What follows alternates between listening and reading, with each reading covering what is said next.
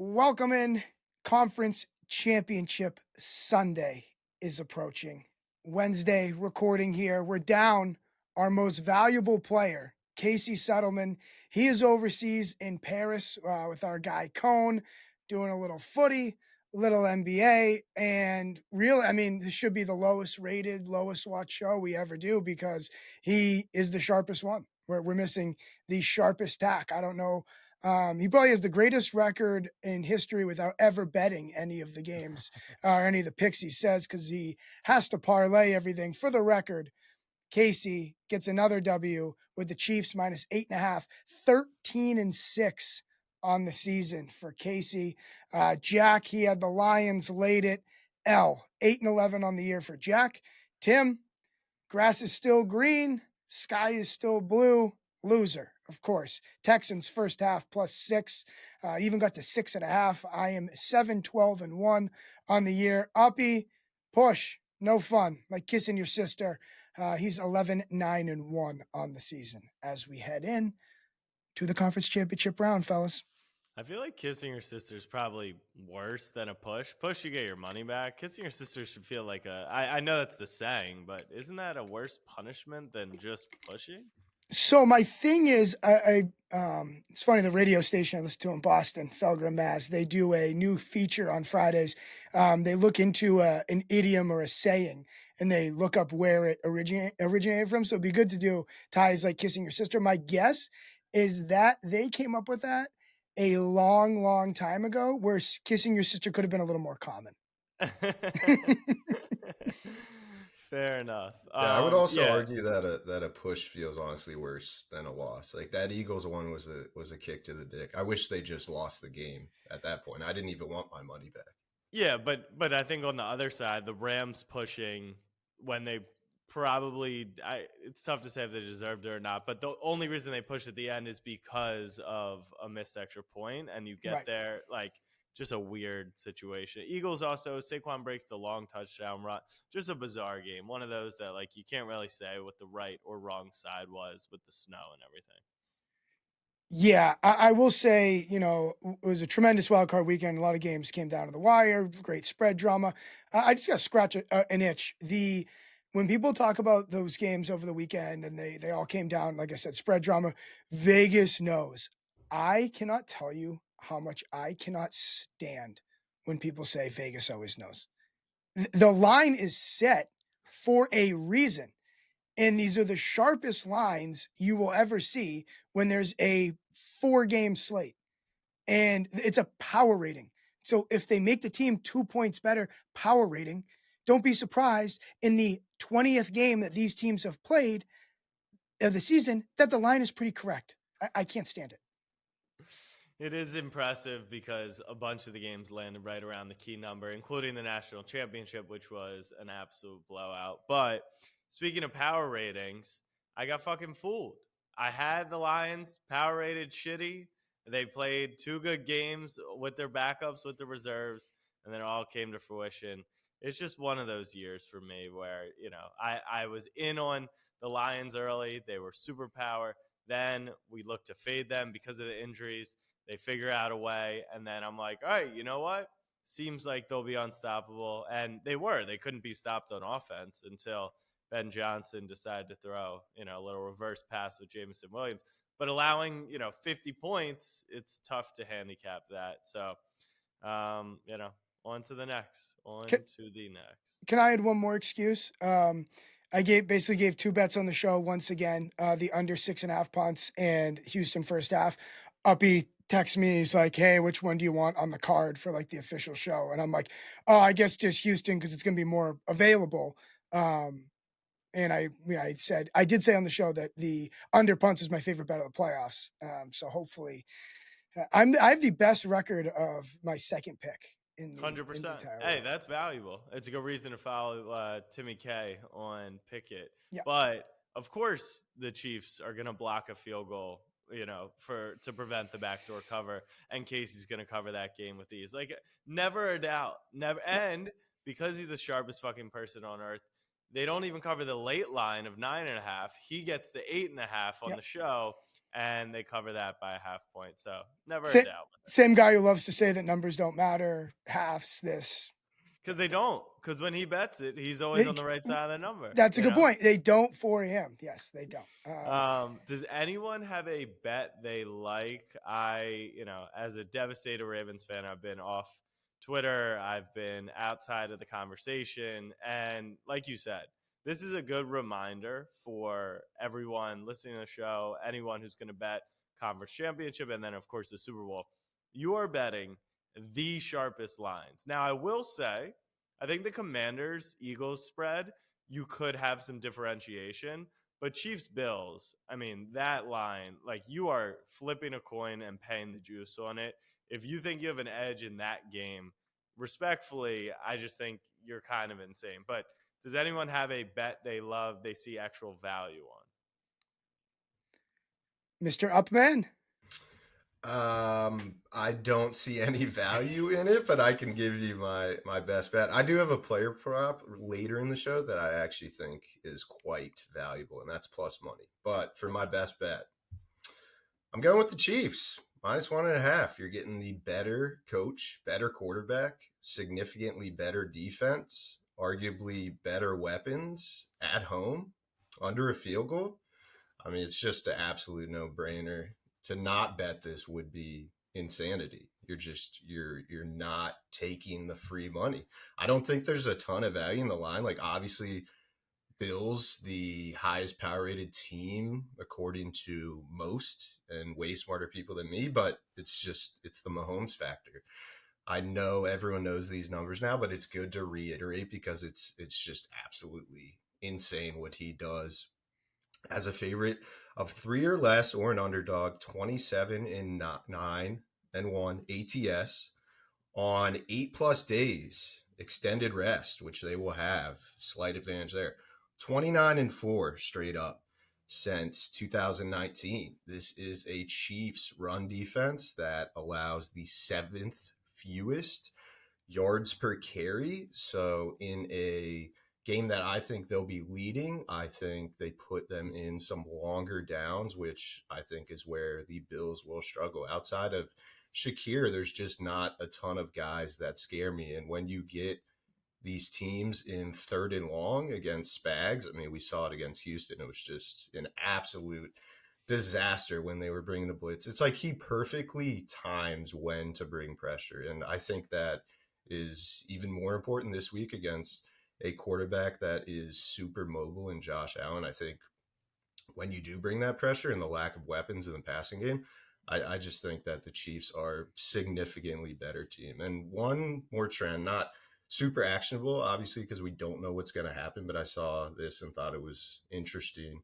Since 2018, they are 82-10 straight up, 56-35-1 ATS when they get even or win the turnover battle. Obviously, that's tough to predict, but in the playoffs, a little less likely with the better coach team. And then even when they lose the turnover battle, Mahomes and the Chiefs are still 24-19-1 straight up. So it's just a team that wins football games. Yeah, tough to disagree with taking the Chiefs. And value-wise, it's a good line. The only point I would put in your argument, I don't know who the better quarterback is right now. I think Josh Allen has turned down the turnovers, and he's been the better player this season. Now, once again, impossible to handicap what Patrick Mahomes in Arrowhead in January is going to be because he just comes through every time. I think after watching the Ravens-Bills game, Ravens don't punt in the game. You always got to credit the other team for forcing mistakes, but I would say at least 2 of the 3 turnovers were more on, losing football plays on the Ravens side, something that the Chiefs are never going to do, right? So you do see that. So Ravens don't punt in the game. I do think Ravens offense, it was the best in the league all year, so Chiefs don't quite have that. And then on the other side of the ball, the Bills, they played a pretty conservative game. They took an early lead, well, not an early lead, but a lead into halftime. They kind of managed the game, didn't want to make a mistake because the Ravens would throw up on themselves, which they did at just the most incredible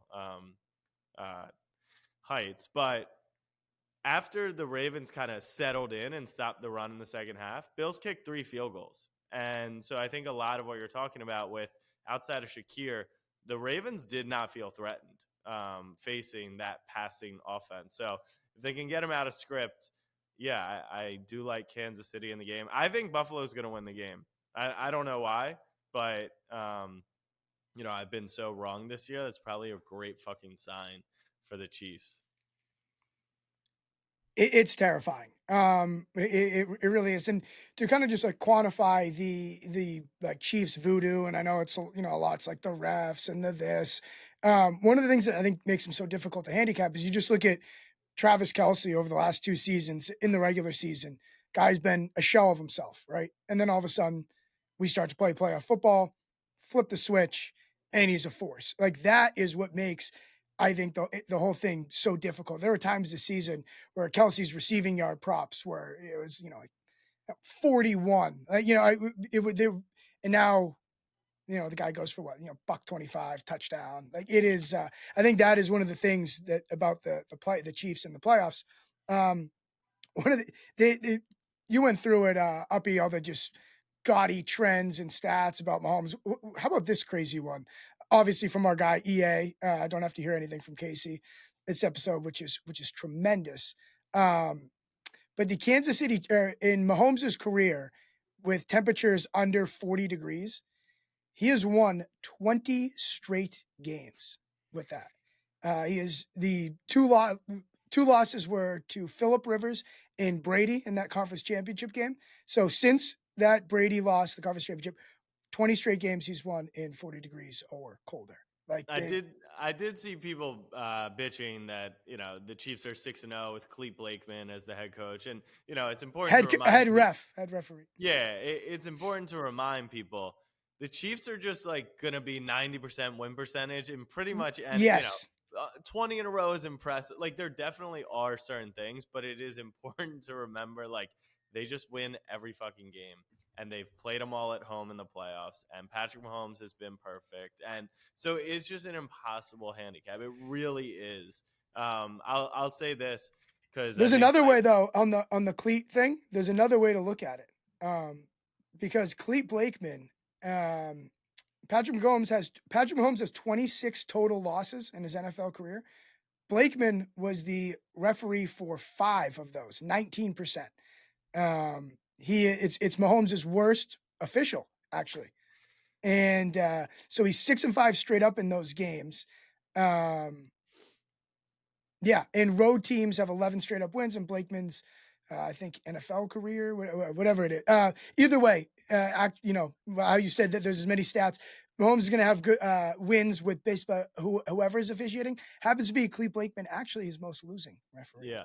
And I think that there was a good conversation. And these are the things that if you're going to try and handicap this game, right? We know how these teams are power rated. They're pretty even. You got to look for the extras. And one of those is people think that the Bills will actually probably end up getting a better whistle just based off of how public the whistle was for Kansas City last week. How obvious. These are human beings. Like at the end of the day, they are human beings. They know what the narrative is. And sometimes, maybe they just let it play out.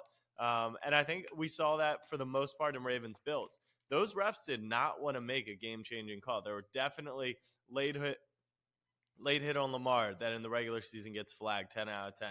There was some pushing and shoving that's normally, personal fouls both ways. Outside of the OPI or DPI, which was actually, I'm surprised they made a game-changing call there. I felt like they just were letting the guys play for the most part. So those are the things. I will say this. I was walking on the streets of New York yesterday, and a guy was on the phone, and he must be a Bills fan, the whole, in New York thing, and he goes, yeah, I couldn't believe it. The Ravens choking. That's normally us. So, like, this city of losers, which there was a whole spat between the Ravens media and the Bills and, 4 Super Bowls in a row. There definitely is that feeling. And so, approaching this matchup, the Bills have been super successful against the Chiefs in the regular season. But Mahomes has owned Josh Allen in the playoffs. I think 3-0 or 4-0. And then obviously the famous 13-second game. So you're betting on, Patrick Mahomes at home, laying 1.5. I don't think anyone could hate you, for that. best of luck to those who are playing this game. I personally am not. Yeah, my fellow intellects will be with me. But one more note I will say on the injury front, something I didn't mention earlier in the secondary: Taylor Rapp, Christian Benford, starting safety, starting corner. Benford is in the concussion protocol. We know how that works week to week, and Taylor Rapp was carted off the field. He's not going to practice today. Benford in a limited fashion today. Milano too, right? Milano also limited hamstring, which you know how those can flare up. Those are just really key things, especially in the secondary. When the Bills secondary hasn't been good, I mean, the drive they needed to have, they're getting burned by absolute fucking bums. Respectfully, Lamar goes 80 yards with, Wallace and Aguilar, guys like that. And, what was supposed to be a game tying touchdown drive. Yeah. You give Mahomes any slight edge against the secondary, I think he can take advantage. I think one of the biggest conclusions you can take away from the Baltimore Buffalo game was how the Ravens, when they did have success, and they did, aside from, again, it was the turnovers, they were using the middle of the field against this Buffalo defense. And who uses the middle of the field better than 87 and 15 in red? That is a concern. And that is what ultimately, so I'll just, cards on the table. When we were at the national championship, I teased Ohio State from 9 down to 2.5, and the Buffalo Bills from 2 up to 8.5. So I already have Ohio State. So the other side of a Bills teaser plus 8.5 here, and I've a fair amount of money on it. And so I will likely, for me, I'm in that situation. So I'm just going to take some Kansas City money line to, potentially get a middle here. So I love having that in my pocket. And I think that, it's like the worst form of betting talk is when someone has a bet that they didn't talk about on a show, but it was, before the game. I don't know to tell you. And I felt really good about it. And now I'm feeling worse and worse because I think that Kansas City is going to have a field day using the middle of the field against a banged up Buffalo secondary that, on top of all of that, their defense has been their kryptonite. And if you said to someone, how does Buffalo lose? It would be their defense. So not feeling great about that. That's kind of where I leave it. And I have a bunch. That's funny. I would love to be sitting. Obviously, you're halfway home, and that's why it feels better. But with all the love for Kansas City, they probably win close. They haven't blown anyone out all season. They never blow people out anymore. It feels like they're not explosive, and that's the big thing. And with how high-powered Buffalo's offense is, Spags is always going to limit you in the playoffs, and you're never going to be as successful as you are during the regular season. But take, a notch down from what the Bills offense has been. It's been one of the top 2 offenses in football. So it feels, I would be shocked if Kansas City won by double digits personally, especially what, it was funny. It actually ended up being exactly what we talked about. Chiefs kind of milking the clock at the end of the game, and they just put teams away. The rare time that they actually scored to get over the number. Right. But if you're Buffalo, backdoor with Allen is obviously always the most open it could ever be. It's a big number to have in this spot. And the whole safety aspect too is kind of what my handicap was. Kansas City's just they're going to do those things. They just want to win, right? Just win, baby. Right. They right. Directionally, I guess, more correct there. It's more of the fact, Jack, of having to sit on this for 6 days that you just do the mental gymnastics. And I think as we start to talk about the next game, the NFC Championship game, that kind of gets me to the same idea about the teaser. And if you are really trying to figure out how to play this, and you're like, Tim, I don't care that you had Ohio State in a teaser. What do I do now? Again, kind of a chess checkers, not very fun, threading a bit of a needle.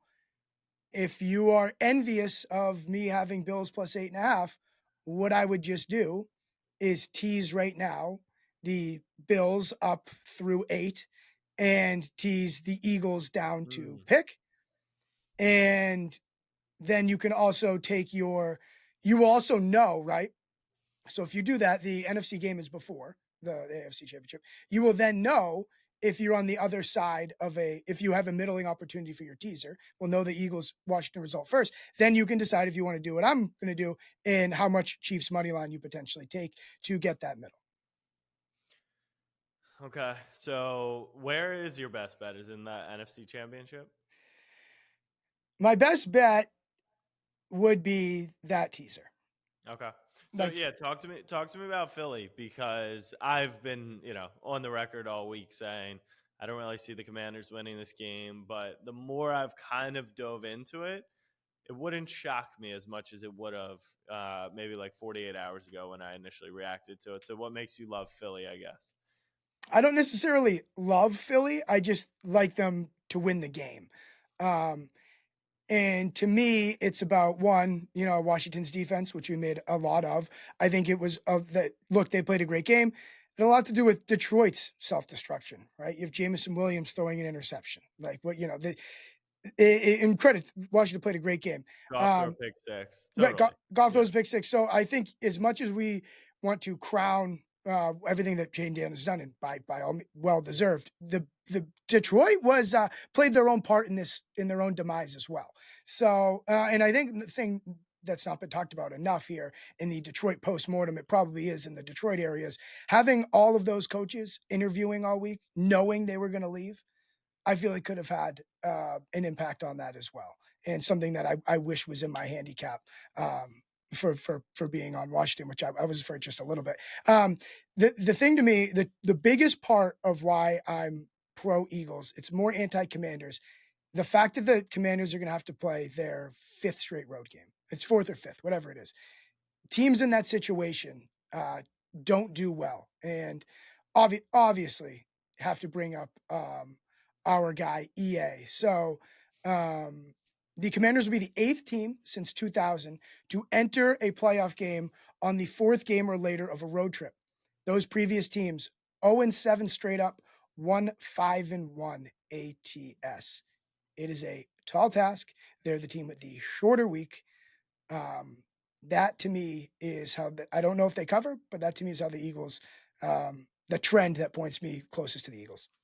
Yeah. You're also getting, if you're playing 3 road games in the playoffs, you're in the NFC Championship as a wild card, so you're probably a dog in that spot. It's interesting that none of them are covering either. I think that's got to do a lot with they probably get a little overvalued, although I don't think Washington is super overvalued in this spot, to be honest. I think this spread makes a lot of sense to me. It's to me, it's less about that. Okay, like we're over adjusting, under adjusting, overvalued, whatever. It's just exhausting.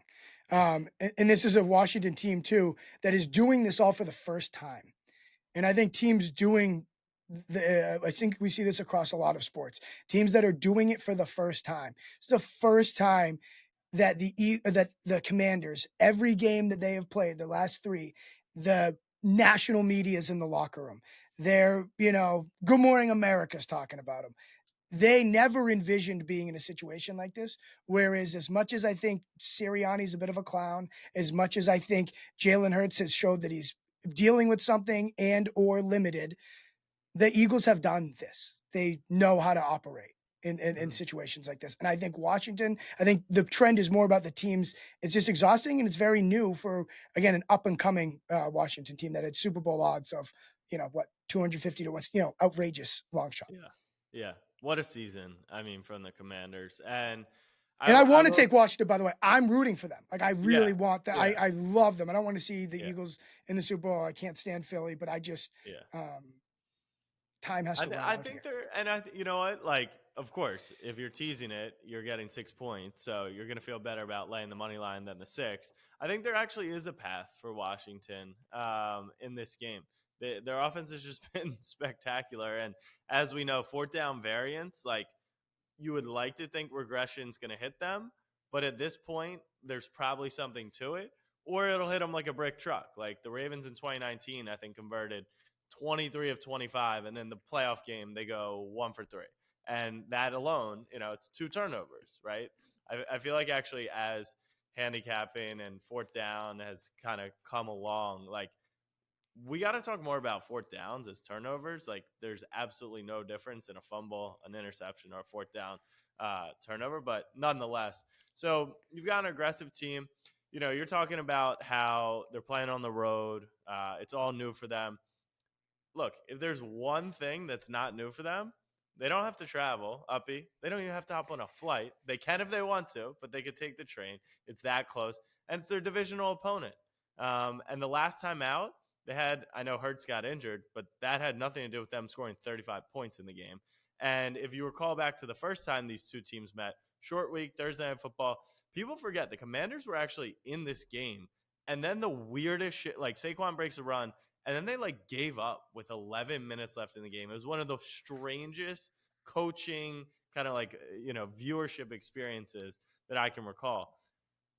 I think Hurts' injury, like you saw the post-game interviews, you've seen the reports, it's not good. He took 9 sacks in that game. The offense isn't working great. And the Commander, Nakobe Dean's out. The Eagles picked up a couple injuries. I don't know. I haven't seen the practice report today, but Mitchell got hurt, obviously. They started to get a little thin in the secondary. Cosme out for the Commanders isn't going to help block Jalen Carter, but their pass rush has not been effective all season outside of Carter. It's been middle of the pack. That's one note I was going to make, is that Yeah. the Sam Cosme injury could not be overblown enough. I mean, it's absolutely massive. He was 4th most pass block snaps out of any guard in the NFL. He only allowed 1 sack on the season. Now, Jalen Carter up the middle. I mean, that's super concerning.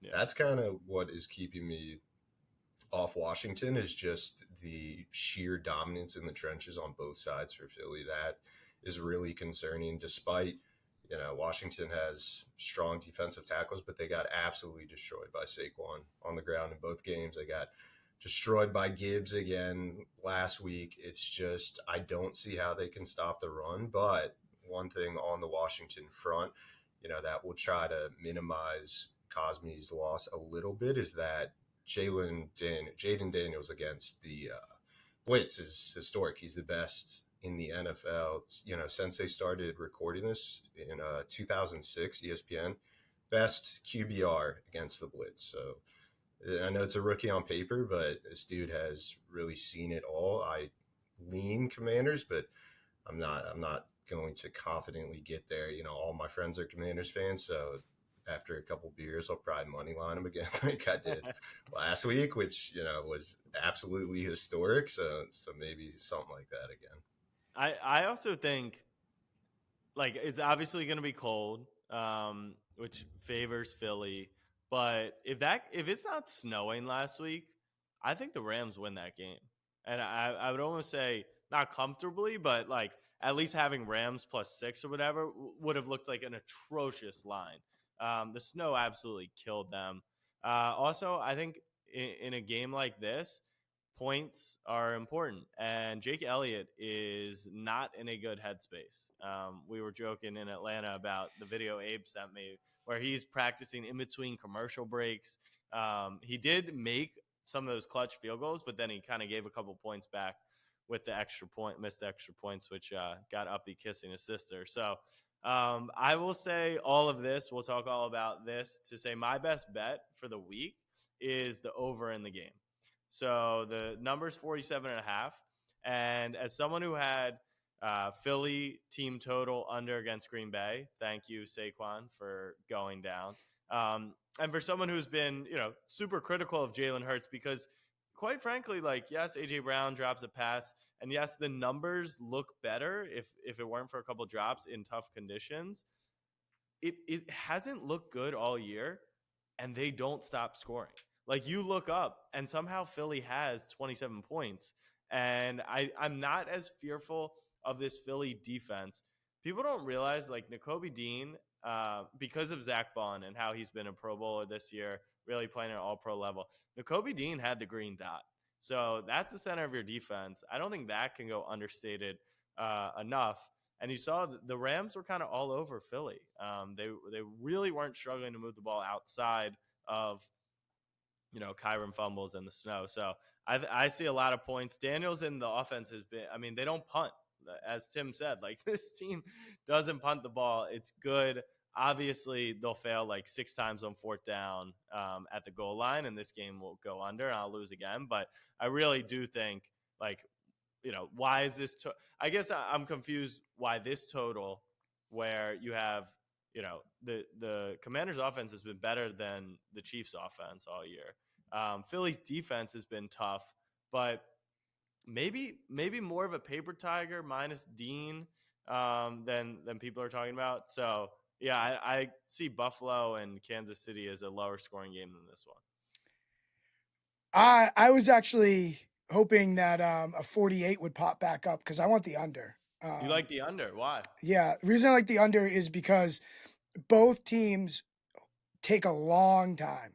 They hold on to the rock. Average time of possession this season, Philadelphia ranks first, Washington ranks 7th on offense. So I think you can still have efficiency and get at all the things you're talking about. I just think they move slowly. And I've seen a lot. I've watched a lot of Philly, and it is Barkley. So, and look, the Commanders use all 4 downs, which means it feels like they use 7 minutes, right? With all 4. So that's the only reason why I think both teams go slowly. I also like Hurts under 24.5 pass attempts. That is a bet I've already made. And if the game is closer, I still don't mind it because I think they're going slowly.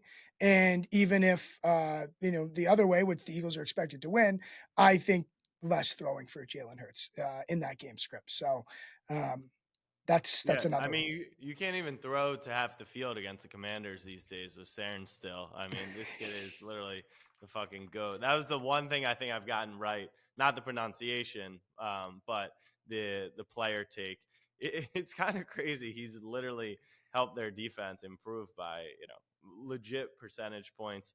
But on the he's our ground, show's MVP. He's our show's MVP. I mean, he's just been incredible. So yeah, I like the over. I get what you're talking about. That's how I felt Ravens Bills, right? Like these teams had to be super efficient scoring touchdowns. Otherwise, the Ravens didn't punt and they only scored 25 in the game. Right.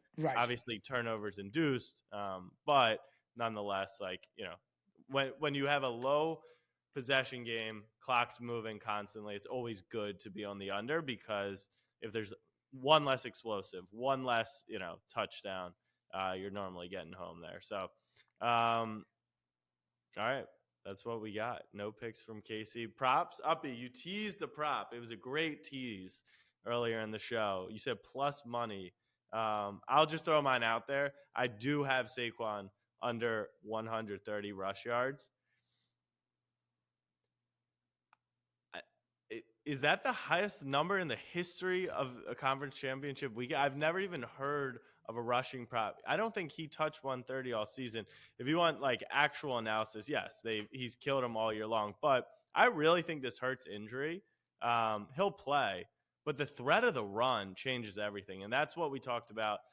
People were surprised Derrick Henry was as efficient as he was this year. Ravens O-line wasn't superior than years past. It's just the threat of Lamar. You're literally taking one defender out of the rush defense. And Hurts runs for a 45-yard touchdown last week to open the game. I just think if you're Washington, make Hurts a runner. Because he's looked slow already this season. 130 rushing yards just seems bananas to me. So you're right about all those things. Make Hurts beat you, whether with his legs or with his arm. Hasn't that been the formula for every team that's played Philadelphia this year? No, sorry. Make Hurts beat you as a rusher. But okay, regardless, like everyone knows they want to run. For sure. But I think, like I'm saying, like if Jalen is a legit threat, you can't sell out with Jalen. Like if you have Matt Stafford, you can sell out. If you have Kirk Cousins, you can sell out. My handicap in this spot is I would treat him as if he is Matt Stafford and he will not run. Like that was a ugly injury. I think he's going to play. The kid's tough as fucking nails, but I question what his mobility is going to look like. He's definitely going to be sliding the second anyone gets near him. So I'd rather Hurts run naked for 8 yards and continue to just pound the box.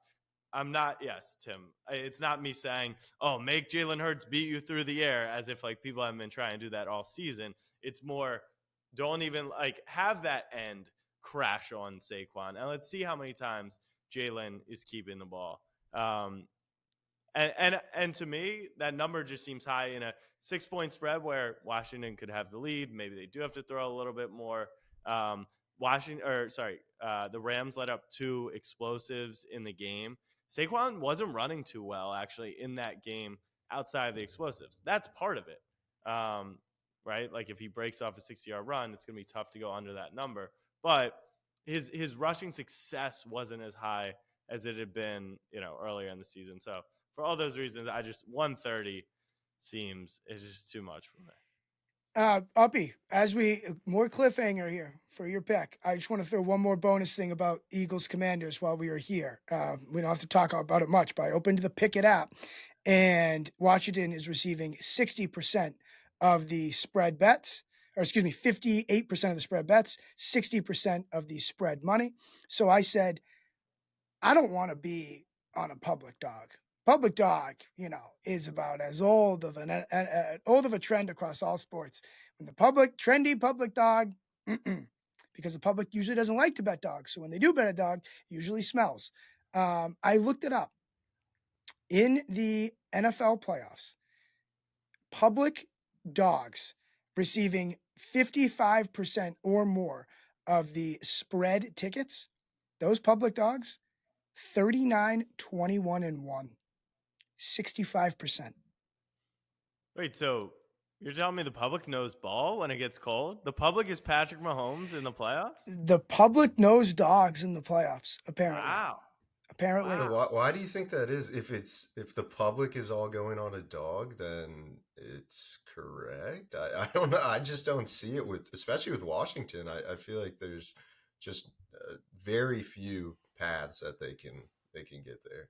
Oh, really? I don't feel that way. Like, let's take Joey Public, right? Wow, Jaden Daniels is unstoppable. Wow, Jalen Hurts is hurt. I'm ready. Yeah, I guess ready that's to go. the cat. I'm ready. They just beat Detroit in Detroit, and they scored. Maybe I'm pessimistic because when this opened at 4.5, I was like, yeah, I'm taking Washington over a field goal. Now it's 6, so I'm fucking kicking myself for. The old adage, Tim always says you got to wait to bet dogs, and I did not because I thought in some world this would be public enough that it would go towards the Eagles, and that just was not the case. Weird. All right, my player prop. This goes back to my pick and a reason that I like it. The Chiefs really strong against the rush. I mentioned it. 7th fewest in rushing yards per carry allowed. So I'm going Shakir over 5.5 receptions plus 115. I mean, he really is the entire offense. I'm thinking this is going to be a negative game script for the Bills where they're going to be in some longer downs. They're going to have to throw more.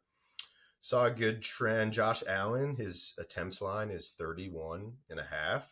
Shakir has caught 6+ in 7 of 8 games this season where Allen attempts 30+ passes. So I'm thinking the Chiefs are going to win. That means they're going to have to throw the ball more. Who are they going to throw the ball to? Probably their best wide receiver. Pretty good handicap. Yeah. Good cap. Like logic. And one more, if anyone wants to sweat a little tennis, you'll be watching this on Thursday. We are going to be fading Novak Djokovic again. Wow. Alexander Zverev plus 120. Strong serve. I also think Djokovic is actually very injured, and they hit him with a couple perks or something. He was off the perk 30s. I'm so surprised Zverev's not a favorite. I'm so surprised. I think just the way that Novak played down the stretch, those last 3 sets were probably some of the best tennis he's played in like a fucking decade. It was insane to watch. And that was after he was dragging as the first set. He was barely moving after that injury. And then, medical timeout. I do not know what they give them, but he looked like he was at least, 10 to 15 years younger. And I think now, after a 2-day break, adrenaline's going to wear off a little. Obviously, they'll give him something, but it's not going to be nearly the same as like mid-match. I just think It's Zverev comes out and smashes him. it's epic because your handicap on the show is Patrick Mahomes as a short favorite, when everyone's kind of doubting him, but he's the GOAT. And then you go to tennis, it's like, well, he just beat the best player in the world while injured, and he's a short favorite. So the market thinks he's maybe, and it's like, oh, yeah, I'll be on the other side of it. It's just funny, like, the dichotomy within 1 hour. But Yeah, I get it's why like it's you can attractive. bend any sort of logic to bets you like. Yeah. I have a couple more for you. Go ahead. So give me hold on. Give me I have a number of props actually. DeAndre Hopkins under 24 and a half receiving yards. This man, DeAndre Hopkins, who I love, former Clemson Tiger. Yeah, last week against Houston, 1 target. He has been on the field for he was on the field for 14 passing snaps. Yeah. It looks like it's more Hollywood. It's more Kelsey. Hollywood's actually pretty down too, but it's Worthy and Kelsey. And so I like him under 24 and a half receiving yards. I like him under 2.5 receptions.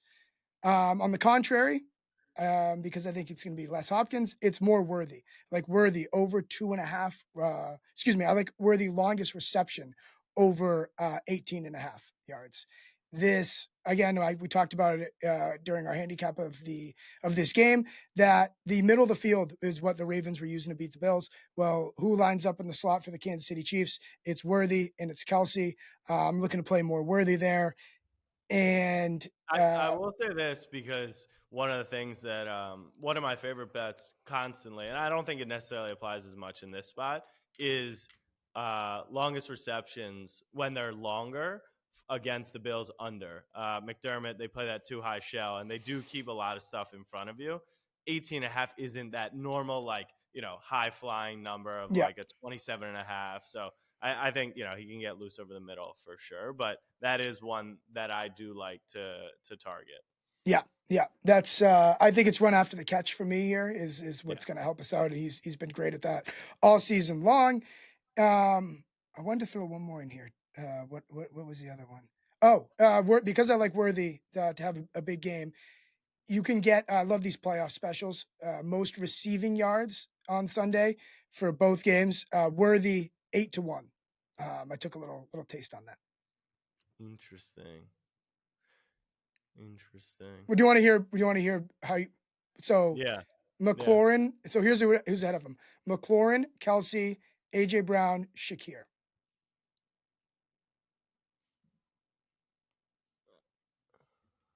I mean, if there's what's Devontae Smith at? 10-1. Smith really seems to shine in the playoffs with Hurts. He had a huge game in the Super Bowl, obviously, a couple years ago. Big catch against the Niners in that run. Started off strong in this playoffs. Last week is obviously a weird one. So things I'll play, like if you like Smith. So things I'll play is like I'll play Hurts under pass attempts, Devontae Smith over yards. Yeah. I'll play a bunch of those reverse correlations. I was going to say it's probably not coming from the Eagles side. I know they have strong wide receivers, but Hurts passing prop is like 175 yards. I don't think that's going to be enough unless it's going to one guy the entire game. Yeah, I mean, that's kind of the way to. Oh, they only have 2. So, Well, Goddard's been better for them. He seems to be the only guy he can get the ball to. Yeah. Okay. All right. Any Super Bowl MVP bets that have been placed? First touchdown scores that are juiced because no one knows who's going to win the game?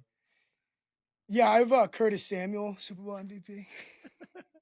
Curtis Samuel keeps making big plays for the Bills. I know. Who freaking knows?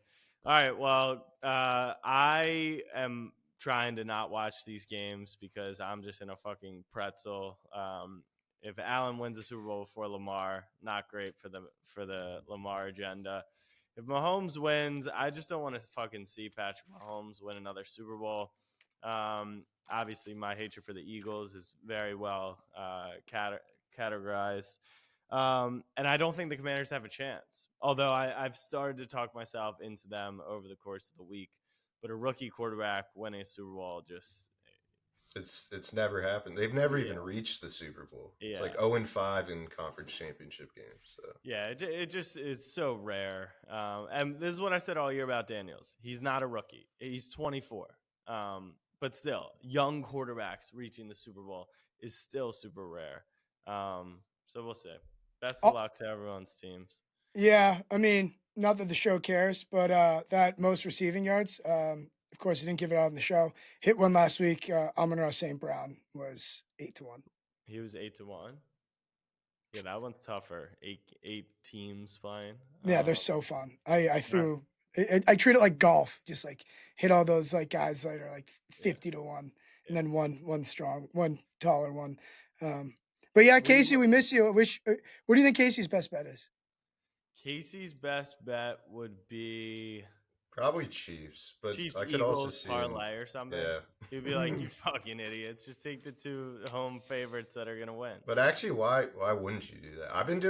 I would not recommend this strat for anyone, but every bet I've made this week, I've tied it to Chiefs money line. So like a Big Ten is favorite money line, Chiefs money line to get the Chiefs to plus money every single bet I take, and we're gonna be very overexposed come Sunday night, so that should be fun. I did that for the Super Bowl against the Eagles. I had them with like 30 other things going on. Whoa, that was sweaty. Yeah. That was sweaty. All right, well, good luck to everyone. We'll be off next week. No football, sadly, but Super Bowl, we will have a monster show because this is the 1 week that Tim throws away the sharpness. I mean, he'll still get sharp, but he'll play some fun fucking props. We all do. Uppy and I will have inside information on the anthem, the Gatorade color. We'll cover it all for you guys. So stay tuned on all of that, and we'll see you in a couple weeks. The goal is to have 30 plus Super Bowl props for me. I admire that goal. We love goal setters. All right, peeps. Enjoy, everyone.